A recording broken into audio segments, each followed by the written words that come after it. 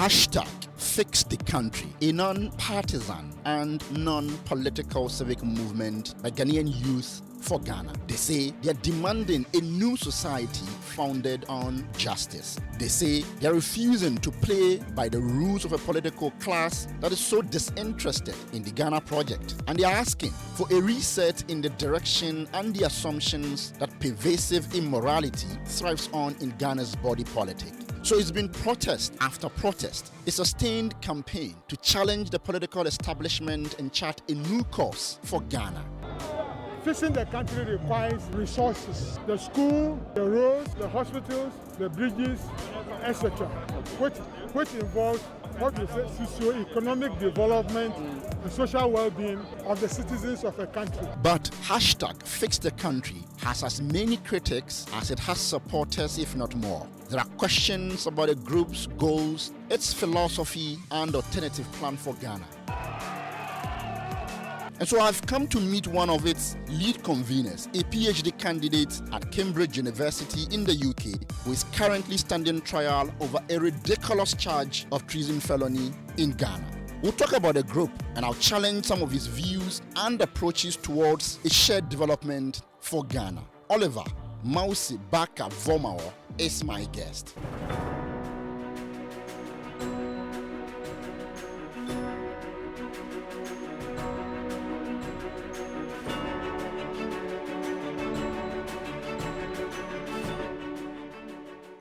I want us to get straight into this, and I will ask, you have become something of a celebrity activist in the country now. Even on Facebook, your Facebook identity now has the prefix Osajifo, which translates in many ways as a liberator, a fighter, and many other things like that. And I suspect that you took inspiration from Dr. Kwame Nkrumah himself. Yeah. Is that what you think you have become in this very short period?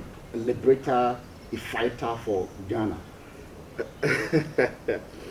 I knew you were going to be provocative. I didn't think you were going to start from the name. I'm going to be a lot more provocative, I can assure you that. No, actually. I mean, I think, there was a lot of conversations when we were going to the Western region to have a conversation about Fix the Country and mobilize there. And it started almost as a joke. Somebody had said something when we were meeting the crowds, saying, the way you speak, you remind me almost of Kwame Nkrumah. And I laughed it off, right? I for a very long period, would never have considered myself an Nkrumahist.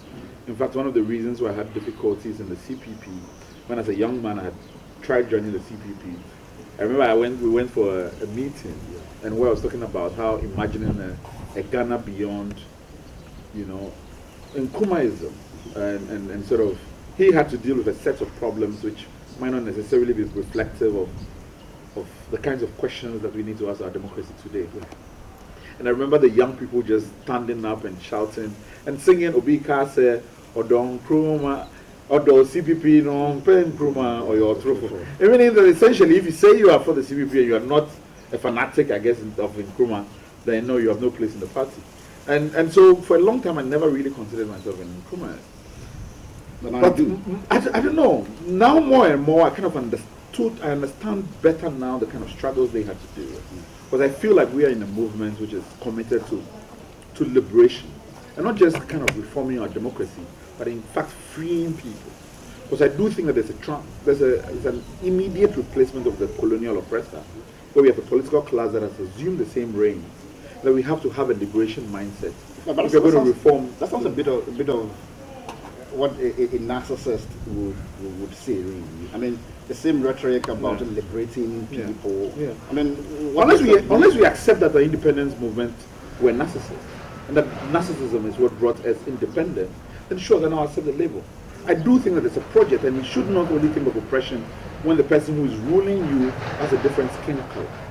Right? It's the politics, is the way in which institutional arrangements are set up that doesn't provide an avenue for persons to reach certain economic and democratic aspirations. And if those same set of institutional arrangements exist, then yes, you have to seek freedom.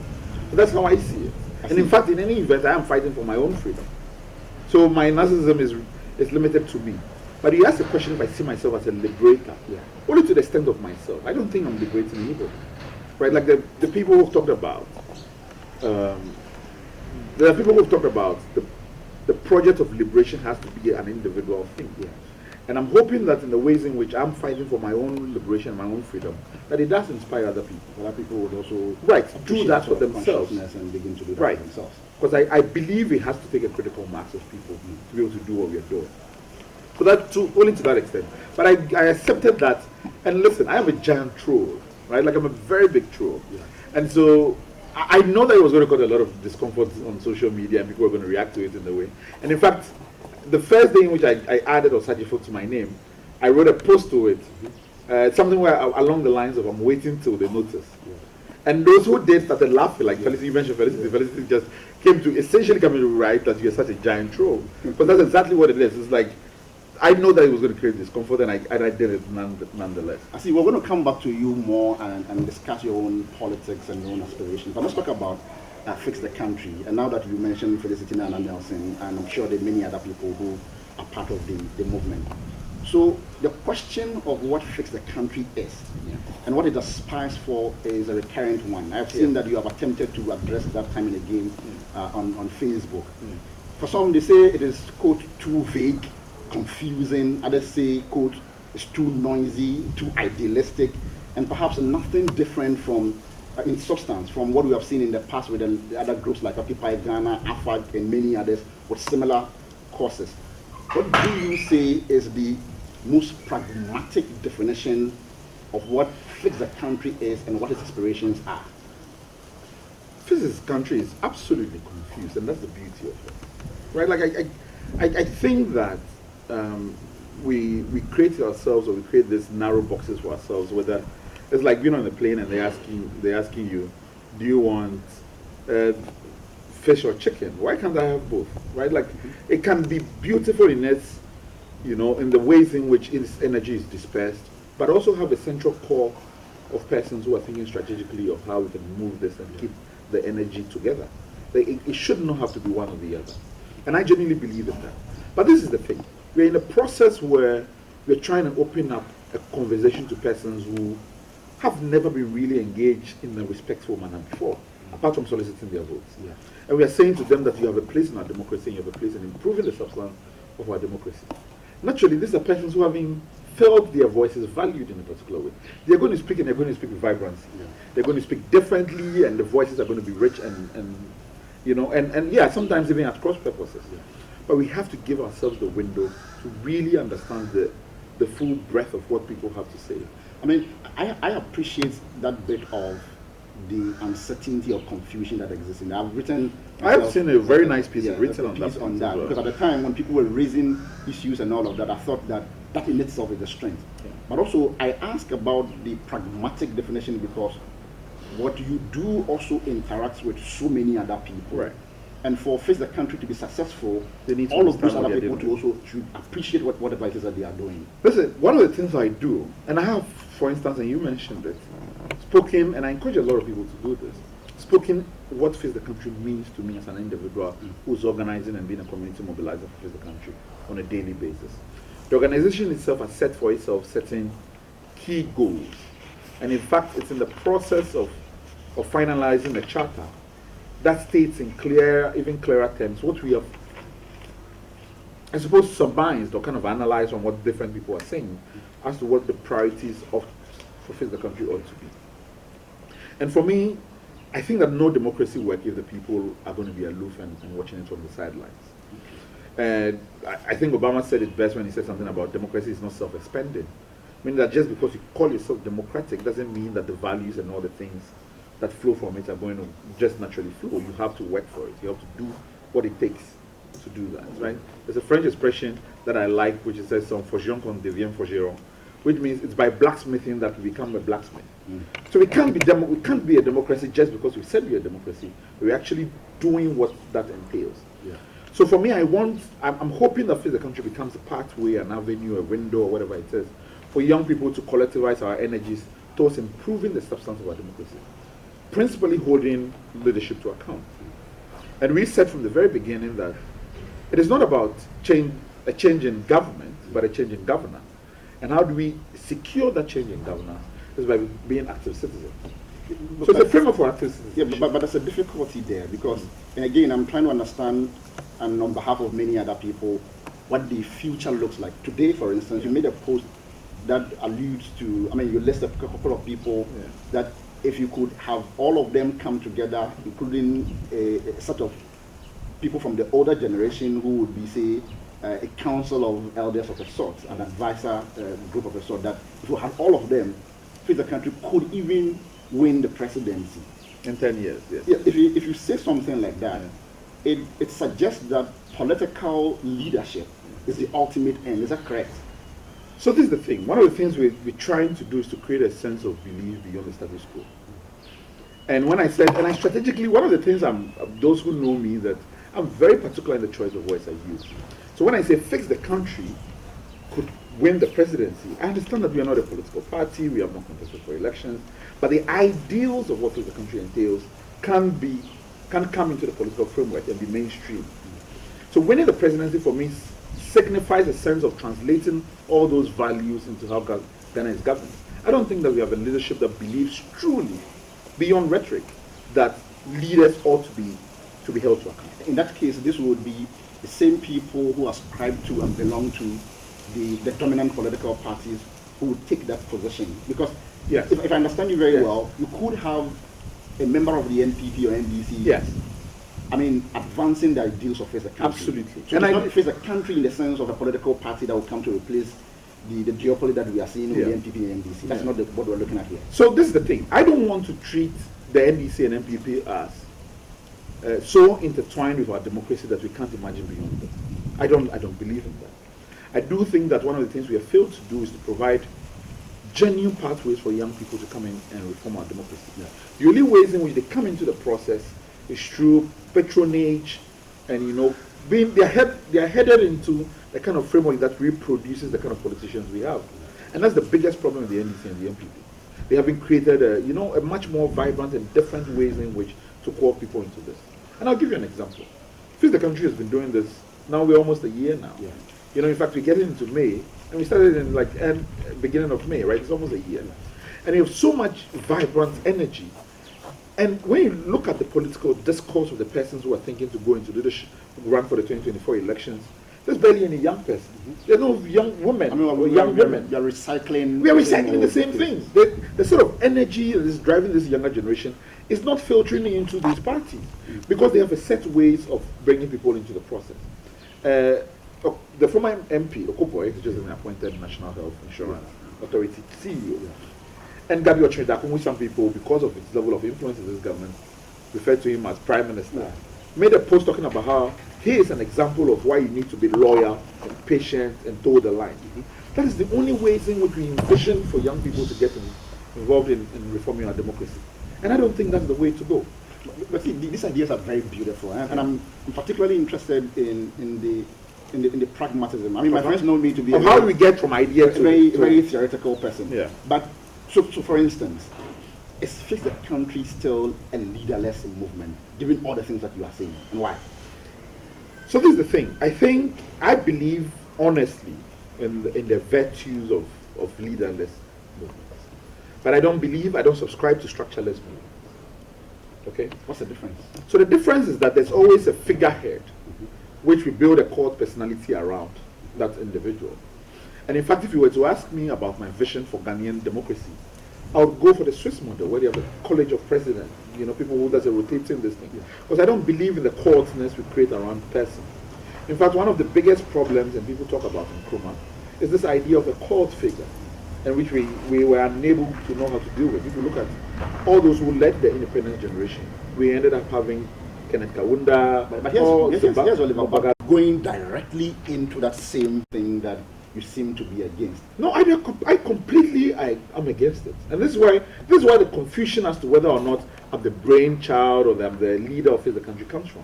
I have always said that I can only count on myself in the long run. A lot of people ask me, "Oh, how do you know that all those people who are in the country are not just going to, use this thing to launch themselves into the status quo and join them?" And I said, I can account for myself. And I want to be able to show people how to account as an individual. But that's not reassuring enough. Yeah. Because, for instance, take for instance what the veteran journalist Abdul Malik Okubaku said about NSAS in somewhere in October 2020. He said, quote, the state actors begin to suspect that this is not a genuine movement. These are people who just want to create problems, end quote. He's not alone in that. So let me take Okubaku, for instance. Listen, when I was a young man, I remember when Okubaku won Journalist of the Year. Rollins was livid. I was extremely happy. You know, he was one of the individuals that gave me a sense of wanting to go into journalism. He was my mentor at some point. He was your mentor at some point. I think now he's made himself an official mouthpiece of the status quo, of this regime in particular. And if you can look at young activism in Nigeria, persons who are talking about how the police are killing them, okay, and that they just want to get in the street and let their voices be heard, and see them as persons who are fomenters of trouble. Then he has lost. The point he's making is that without leadership. I don't think that's true. I don't think that's true. I think that he's providing language to view youthful activism as some, and it is very current, and this is why I attack it. Other times, young people want to find ways of self-expressing themselves and joining the political process and the conversation. Because they are young people, we militarize their voices. And we militarize their aspirations. These are persons who have not taken guns, they've not called for a non-violent protest, they have not done any of those things.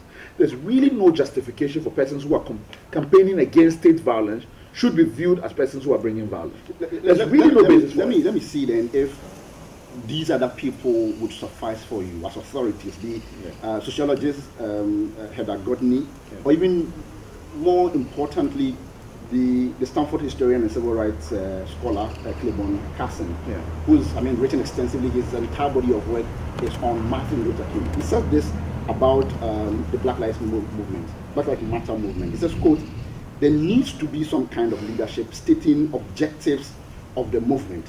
Unless goals are made clear by an articulate person, the movement may lose control of its messaging, end quote. That's what you are doing here. So let's talk about the difference between leadership and structure. I am very suspicious of a one-person individual who becomes the embodiment of the entire movement. I believe in a sense of a structure. Now, one of the things which we have done from the beginning is that even though that structure exists to face the country, we've keeping it hidden from view for two reasons. One, the state is repressively violent, and persons are entitled to their privacy because people are really afraid of the state that is murderous. And two, the state goes against people economically. Persons who have removed their faces and been seen speaking forth in the country, they have attacked their place of businesses, they have called on their bosses to dismiss them, they've cancelled contracts that belong to them. And so when we have to be careful that we don't repeat certain things in vacuum and out of context. We are dealing with a particular set of Ghanaian democracy which has no morals. I genuinely believe that our leadership has no morals. So when you're dealing with that, you have to create a framework that is protective of people. And that's what we've tried to create. And we're getting into a sense where people, because they are not seeing, it's like a, how do you call it? It's like an iceberg. You're not seeing the giant structure underneath it. You assume that doesn't exist. In fact, I put up a post about a council of elders. We've had a shadow secretariat of prominent people in the society who have been providing direction and ideas and things like information. But here's the problem that I have, because it would appear that if one does not come close, like I have done today to talk to you, you would not see how prominent those other structures are, as your personality, for instance, is in all of this. And for me, to be able to, I don't pretend to know activism beyond sitting in my room and writing on Facebook, but I do believe also that if you do not recognize these things, ultimately, you create the same problem that we have seen many other people fall into. So this is a bigger, and there's an interesting, important point. When I first started, right, like when we were doing this, one of the things I said to myself is that I've never done this before. Like I think of myself as a legal philosopher and an academic at heart. I still am. I don't envisage that changing for me. But one of the things when I started this thing for me was, not everybody has decided that, okay, I have viewed death from a philosophical point, and I say that it has no hold on in my imagination. And so let that happen. We're still going to fight for this idea. There's so many people who are afraid. And it's not on me for the fear of, or for just the value of saying that, oh, but see, there's so many other people, and it's not just me, so you have to see them, and we have to unveil their identities for you. It is not protective. And this is one of the things I've said to myself. And I've given everybody else time to own for themselves when they want to be able to, the timeline for which they want to out themselves. So let me give you an example. Yes. When the government held the town hall meetings on the electronic transaction levy, there was a young man who we sent to those meetings. We sent a lot of young people. Benjamin, who went up and spoke and asked questions where everybody was talking about, like, wow, this guy asked all these questions.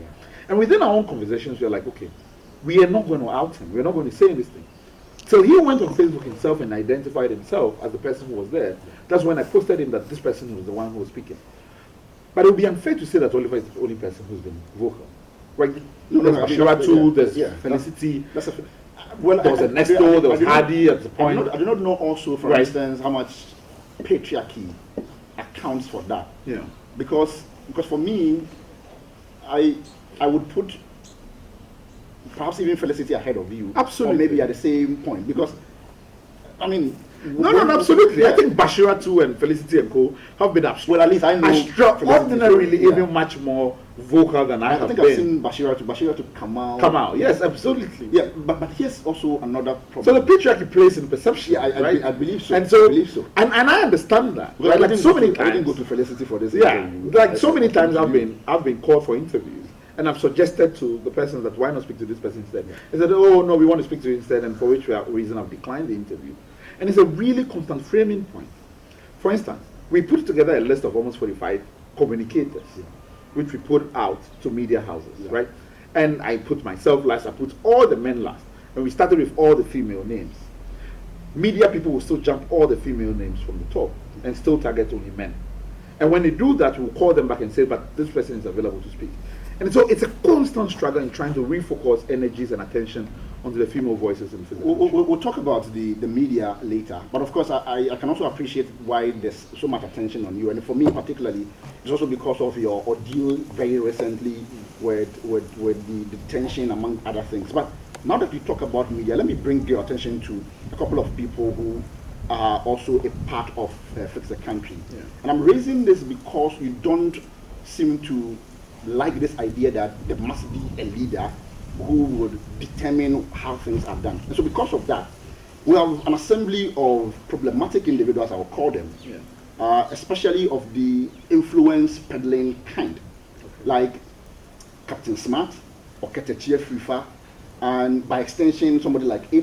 These are people who until very recently were literally in bed with the current leadership. Right. And I've had reason to support them. Captain Smart was all over the place when people were speaking against using state resources to build National Cathedral in his usual theatrics, carrying cement and doing all of those things. I've heard Oketetia Frifa, for instance, take on Ernesto Yeboah and say some words that ordinarily, if you consider them to be comrades in the struggle together, you would not say the same thing. These are people that, in my view, do not have credibility, but they appear to share the same level of prominence like you, like Felicity, like others. Clearly, there should be a problem there for people like you, but they don't appear to be bothered at all by that. First of all, I mean, you see, one of the things I struggle with absence of credibility, but I can see why some of the older persons would think that, because for so many people, persons who have already associated themselves in the past with the current status quo have discredited themselves.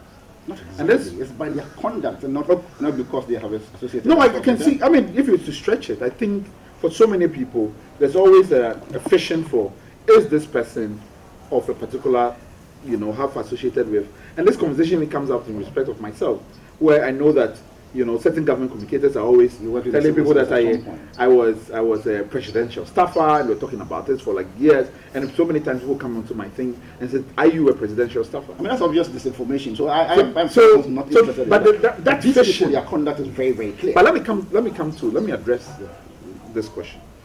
And first start with, you said, okay, the chair said something about it, and Ernesto, which you shouldn't be using persons in the same struggle. Yes, Ernesto Yeboah and like the Economic Fighters League went off and did a press conference where they called some of us, presumably that we were being remote controlled and were, reinforcing the status quo and other things. Whereas which you should not use a fellow comrade in the struggle, unless you can provide something to back it. A reprisal. Now, you saw my own responses to it. acknowledged ideological differences and said, I wish them well and I would vote for them if they do well. Okay. I cannot say how everybody else reacts to this. But I will tell you what, I was pained to the core. I felt like I'd lost a friend. Because for all the people who were mobilizing with, the first person I called when Face the Country was coming up was Ernesto Yeboah. Yeah. And I said, this thing, we need to come together and really push this thing. They convened a whole, they call it their Central Command for Economic Fighters League. And I spoke to the Central Command about what the vision is and where we're going with this. Yeah. And they signed on. And so there was something that I felt was very bitter and personal to me. But in that moment, I decided that, listen, I don't want to focus on a personal hurt, and I was going to give myself the private room to heal. And understand how there's so many other people who Face the Country were annoyed at me for my responses to it and felt like I was cuddling them. But people respond differently to how they're personally hurt.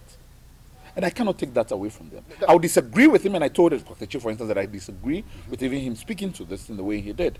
But I can't control that. No, but that's a fair now, thing, but you come to the questions of their credibility in association with that and being seen with the Face the Country. Let me start with Captain Smart. At no point did anybody from us within our group reach out to Captain Smart and say, come and join, help lead this thing. Okay?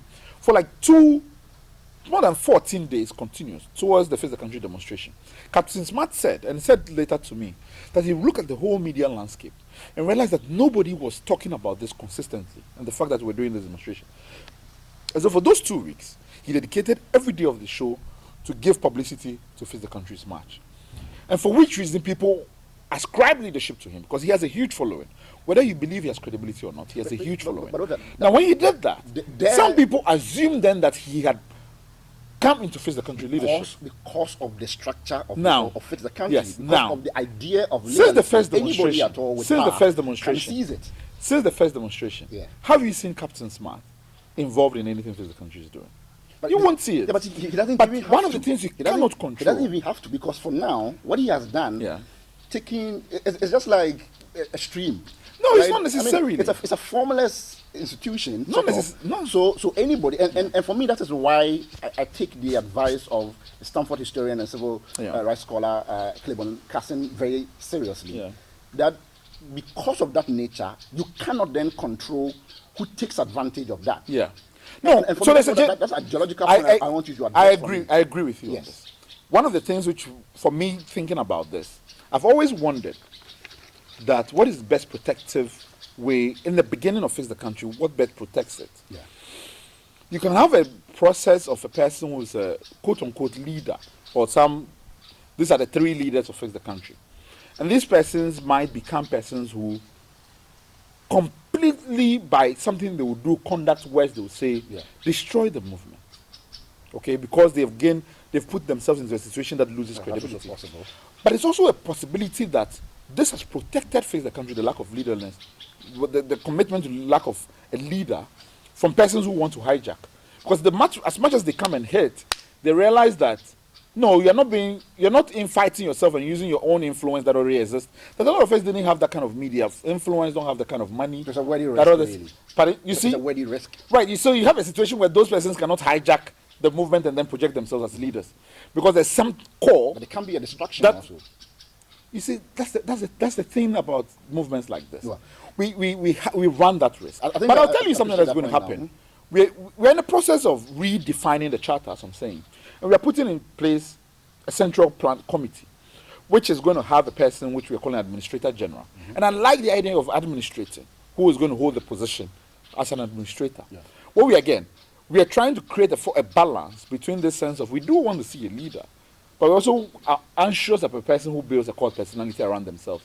And we have to create a scenario that marries the different contradictions. So there's something to consider about, okay, we do want somebody there, but also we are fearful of a person who then takes it and runs away with it and puts people uncomfortable and then alienates rather than unifies. That's a fair point. I want us to come back to you, your personality, because whether you like it or not, for the people out there who are not so interested in the ideological, philosophical debates about leaderlessness or not, there's something that they see. Yeah. They want to watch this interview and they will see you and associate you with the country. So let's talk about you a little more. obviously, Oliver, you are a very intelligent person. And so I'd like to give you so. Oh, no, I mean, you are. I mean, I'd like to give you the benefit of doubt and ask what it is really with you and the way that you approach things relative to fix the country. Yeah.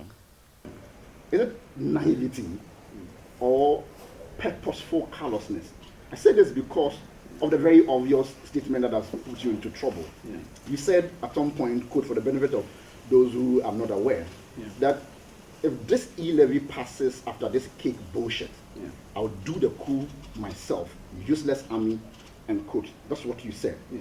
If you take into, consideration the social context and history of Ghana and what the invocation of the military has done to us, and the fear that it has instilled in people and all of that, clearly it would be the heights of irresponsibility, even if you don't mean it, to make that kind of claim. Okay. So, thank you for this. One of the things which I'll first start with and talk about is that I do not believe that these words put me in trouble. I think that my whole advocacy put me in trouble. Just the fact of speaking up against the state. Well, I contributed to it. Very significant. So I genuinely think that. I think that it has nothing to do with this post.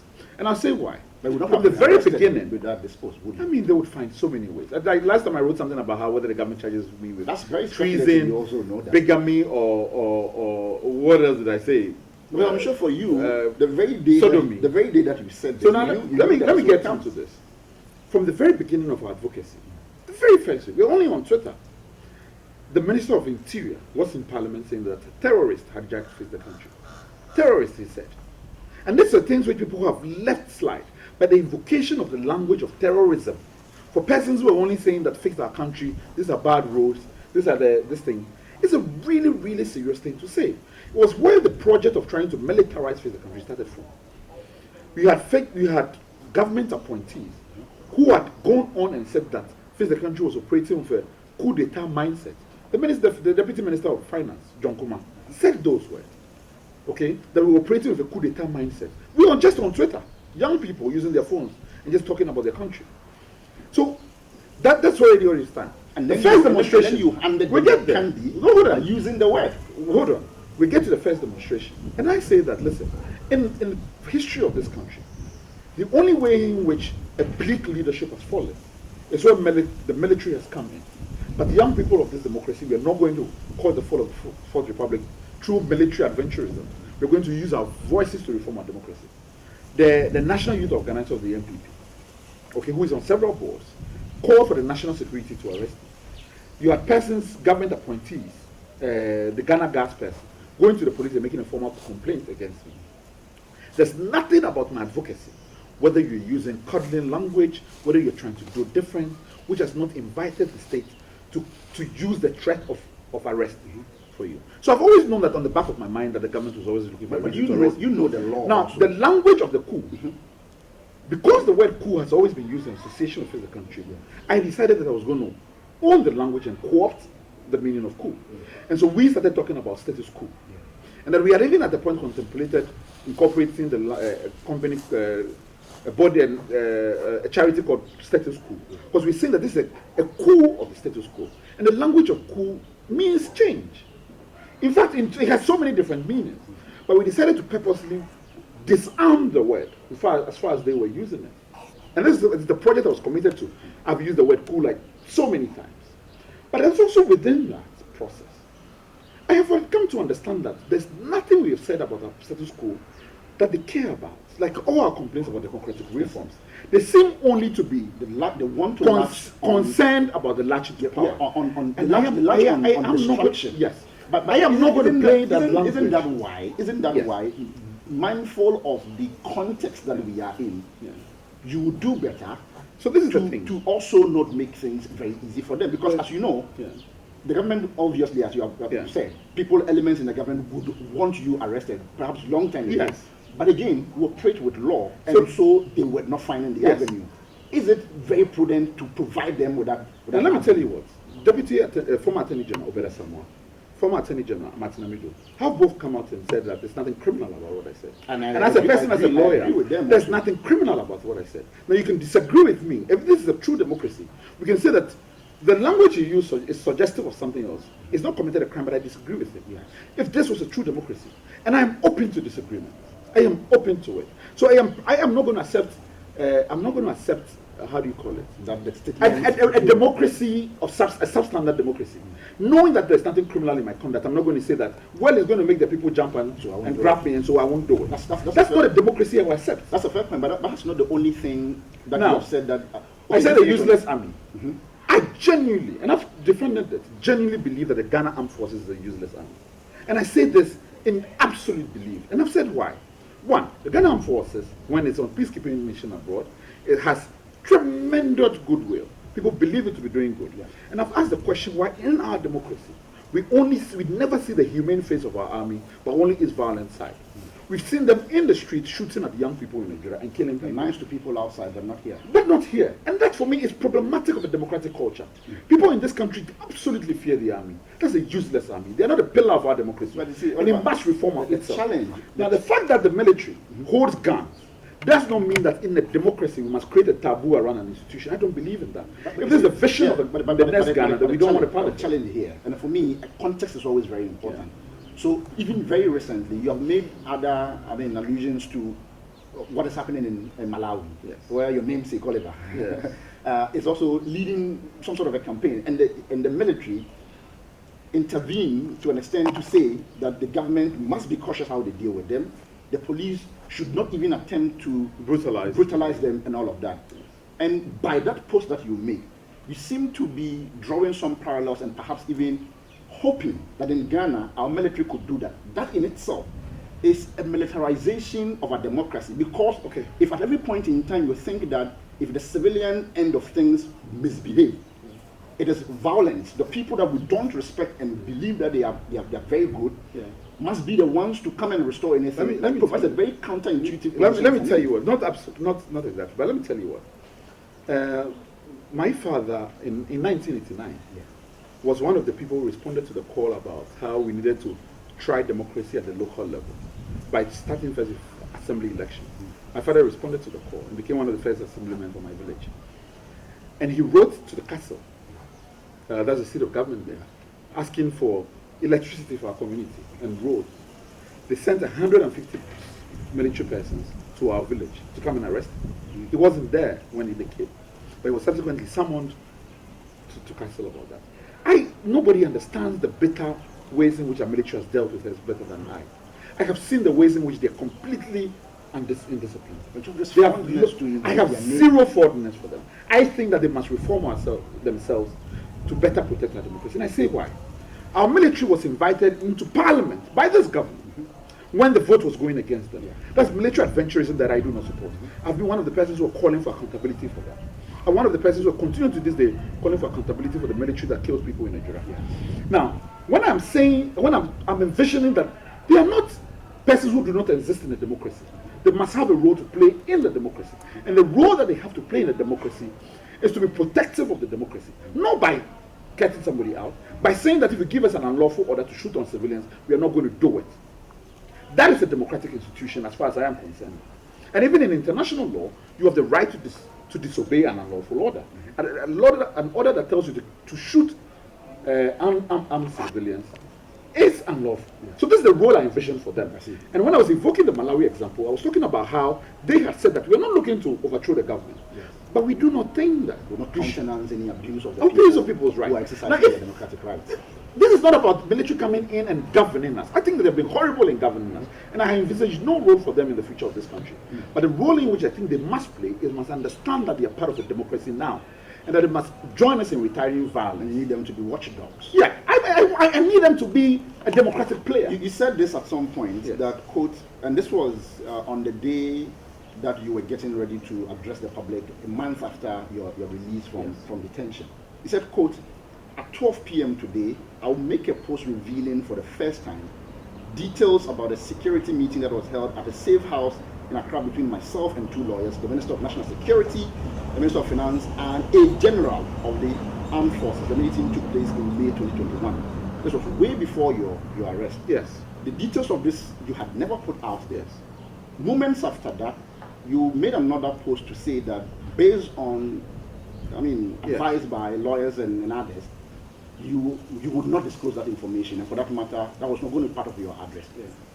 I want to put to you that you knew very well that you were not going to put that information out there, and that you did that, again, as the provocateur that you are, to spice that sort of conversation and to get people thinking what exactly it is.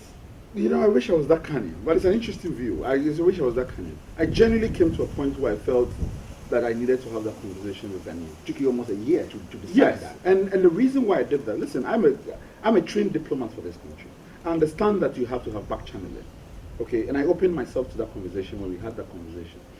And I got to a point where I felt like there were persons who I come to believe have zero faith in keeping democratic commitments we have made.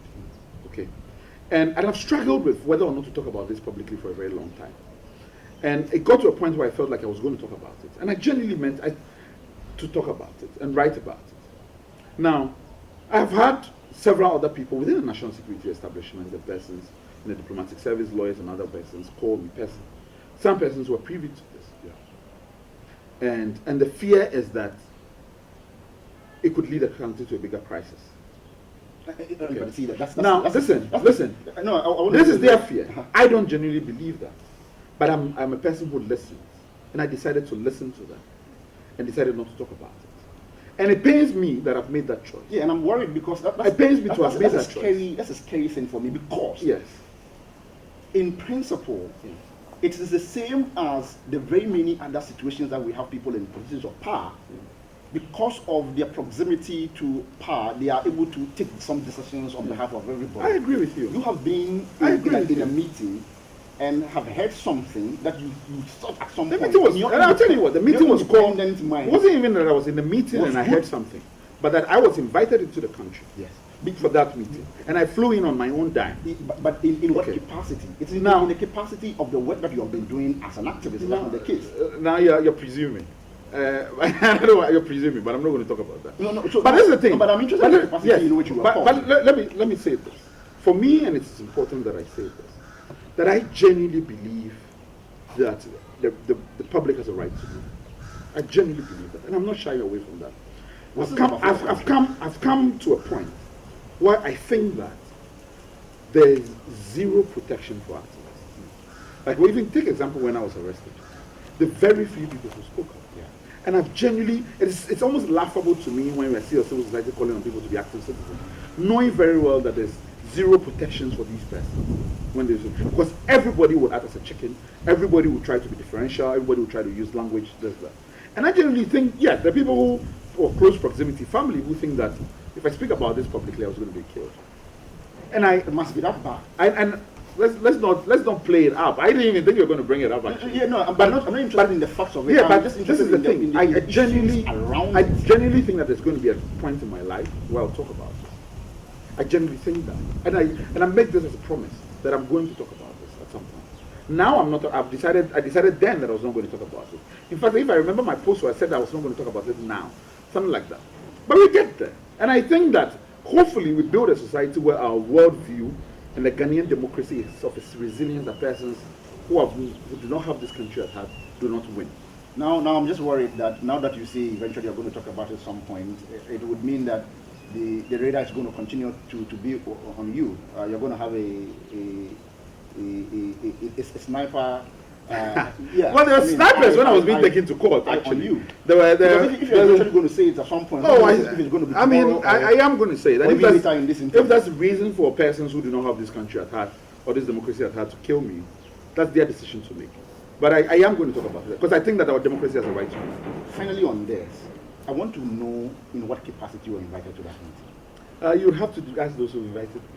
No, but you know the capacity in which you you have to ask those. I don't consider those people the kind of Democrat that you are, and I don't think that they. I think there's a high compliment. I don't think that they are interested in the transparency that you are. That I'm asking you. I think that's a question for them to reflect on what in what capacity I was being invited. Because knowing all about, you would not go into that meeting if you did not know what your locus in that meeting was. So you obviously have an idea why you were invited. In what capacity were you invited to that meeting? Was it because of the work you're doing with Face the Country? I'd like to think because you were a law student in the University of Cambridge. Well, who knows, right? Like, I remember when they went to when Face the Country was sabotaged into a meeting with cabinet. The persons within our national security establishment were telling them that do not listen to that guy who's at Oxford, who is trying to foment trouble. Walk away from him. I don't know. So you won't tell us why you were invited into that meeting? I honestly like to believe that. Yes, I like to believe it's because of Face the Country, but perhaps there's more to it. I see. We'll do this very quickly, and then we'll talk about Ghana's predicament, looking at it from the postcolonial lens. Ideologically, where do you stand? I see some traits of Noam Chomsky's fondness for anarchism in you. It's funny that you describe Noam Chomsky like that. I think he's a pacifist. He's a pacifist. He's not shied away from views and I think I'm a person of a. It's difficult to box people today, but I think that on social issues, I perhaps on social issues perhaps a libertarian on social issues. That people have, it has to be ultimate freedom for people how to arrange their lives, whether or not they want to have a woman wants to have 1,000 husbands. That is little like government. let's have little government role as possible. But in terms of social welfare, then I'm definitely away far from a libertarian. Do you consider yourself in any way as a radical? And I'm asking that I because don't of believe. your likeness for the Brazilian philosopher and politician that you talked Roberto, about. no, I don't believe myself as a radical. I think that the idea of radicalism is only used to disarticulate the activism of persons who want to challenge the status quo. I believe that our society we've not created a caring society. We've lost our humanity. And perhaps call me idealistic, but I think that society came together out of a commitment for humanness, to be human to those who are less fortunate. And I believe that we have to create a framework for it. It doesn't mean that economically I think that government should own means of production in the ways in which communists and others believe. No, I think that it's a place for private entrepreneurial expression, and which must be encouraged by the state. But I think that we must humanize the ways in which we seek money, and it doesn't have to be at the expense of individuals. Okay. So that's ideologically. If I was trying to find a way through the mess, I would say that I think I'm suspicious of government. Let's say, and so that if I was ever to be part of any government, I would always be suspicious of myself. I was reading the Chinua Achebe Problem with Nigeria, and was describing, the name escapes me, a Nigerian politician who says even if the guy ended up in government, he'll go on a demonstration against himself. And I think that's why it just kind of clicked to me that I think that if at any point government's limited role is not, creating a human face in society and is not involved in that industry on a long term, then there's something wrong. There's a similar thing that I learned from a movie, I don't quite remember, where the person says that the most scary thing for anybody to say to you is that, hello, my name is this and I'm from the government. That's a very Republicans like to say. Yeah, but sorry, no problem. When I give my address, because we were talking about my language and the coup d'etat and all of that, there's something I said which I really commit to, which is that as a person who is a communicator, I do not. I share the belief that even democratic language can create confusion, that there can be a gap between intent and impact. Yeah. And if anybody thinks that I believe in a coup d'etat, then the person completely does not understand my advocacy. I think that our military cannot be given that honor of leading government. But I said that if our words cause, discomfort to a group of people, and reject the other half, then we haven't done our work well.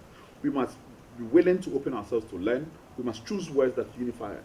And if there's a language that people think that it doesn't unify because, perhaps it's a bit highbrow or whatever it says, then it's a language that I'll shun using. Because I don't believe in the military. I don't think they have a place in our government. Oliver, we're going to have to end this part here. And I, for instance, I cannot have any confidence really, beyond the fact that I'm entitled to fair trial and justice at any point in time where I'm presented before the court.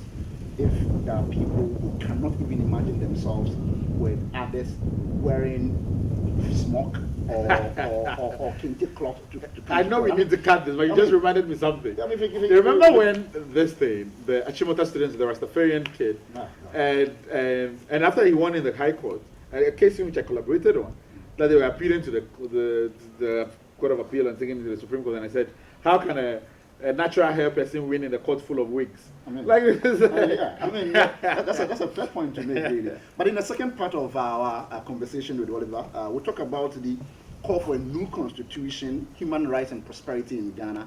We'll also talk about the media, from where I come, and we have some very interesting things to also discuss on that. You do join us.